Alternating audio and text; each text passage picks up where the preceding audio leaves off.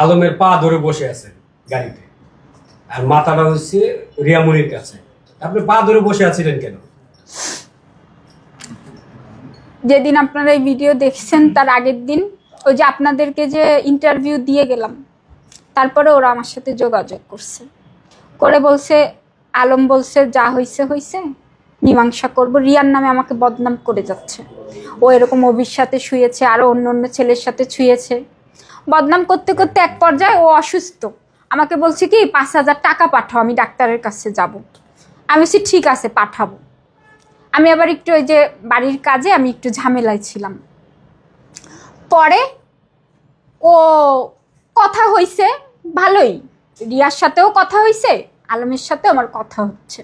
কথা হতে হতে আলম অনেক কিছু বলছে, ম্যাক্সের কথা, ম্যাক্স অভির কথা, এইসব বলে কষ্ট প্রকাশ করছে। করতে করতে রাত্রের বেলায় ও আমাকে একটা মেসেজ পাঠিয়েছে যে আমার যদি কিছু হয়ে যায় জান তুই রিয়ারে ছাড়বি না। তখন আনুমানিক মনে হয় 10টা বাজে। আমি না ওই সময় ফোনে অন্য জায়গায় কথা বলছিলাম।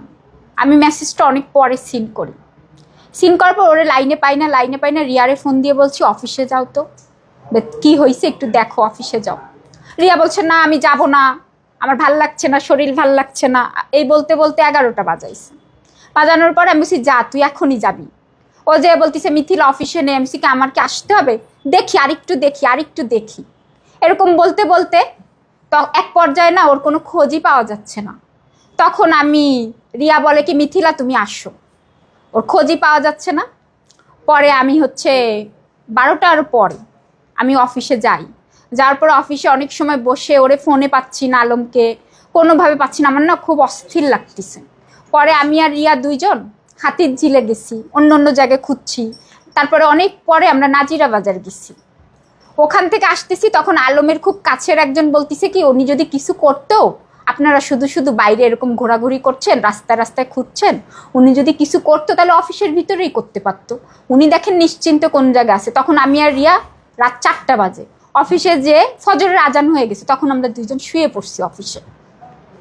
শুয়ে পড়ার পর সকালে শুনি যে সে ওই যে বগুড়ার কাছাকাছি কোন এক বন্ধু আছে, আমি জানি না ওই জায়গাটার নাম, ওইখানে নাকি উনি অসুস্থ। আমি তো কান্নাকাটি। পরে গাড়ি নিয়ে আসলো রিয়া, রওনা দিলাম। পথে শুনছি ও নাকি ঘুমের ওষুধ খেয়েছে, কষ্ট সহ্য না করতে পারে। ওই যে ভাইটা উনি তো বক্তব্য দিচ্ছে।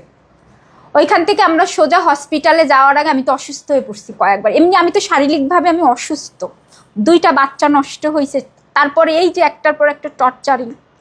পরে হসপিটালে আলমের অবস্থা দেখে ওকে নিয়ে আমরা ঢাকায় এসে হসপিটালে ভর্তি করাবো। গাড়িতে আসার পরে আলম কিন্তু 4টা ওষুধ খেয়েছিল। একটা মানুষ ঘুমের ওষুধ খেলে তো তার ঘুম হবে। আমরা গাড়িতে মনে করেন আধা ঘন্টার পথ যেতে পারিনি, আলমের হুঁশ চলে আসছে। তখন ওরা হসপিটালে কথা বলছে, বেটার লাইফ হসপিটালে কথা টথা বলে টলে ঘন্টা খানিক পরে তাদের চেঞ্জ হয়েছে, কোনো হসপিটালে ভর্তি হবে না, আমরা কক্সবাজার যাব। তখন আমি বলছি কি আসলে বেচারা এরকম করছে, আমি খুব তখন ওরে নিয়ে টেনশনে যে ও বেঁচে থাকুক। আমি বলছি জান আমি মামলা তুলে নেব, তুমি মারা যেও না, তুমি বেঁচে থাকো। আমি বলছি তোমরা যাও। বারবার আমি বলছি যে আমি দুইজন একসাথে কক্সবাজার যাওয়া যায় বলেন, রিয়া যাক আমি না হলে পরে এক সময় গেলাম। ওরা আমাকে নাসর বান্দা আমাকে কক্সবাজার, কোনো কাপড় চুপুর নাই। ওই যে আমি রাতের কাপড় পরা ছিলাম, আপনারা ভিডিওতে দেখবেন, আমি রাতের কাপড় পরে ওইভাবে আমি চলে আসছি, ওইভাবে বগুড়া, ওইভাবে কক্সবাজার গেছি। খুব ভালো, দুইজনকেই সুন্দর সময় দিচ্ছে, কথাবার্তা বলছে। পরে যে কক্সবাজার যাওয়ার পরে রুম নিল, আমি এক রুমে, ওরা ভালো। কিছু ভিডিও নিছে, ওই যে আপনাদেরকে আমি বলছিলাম না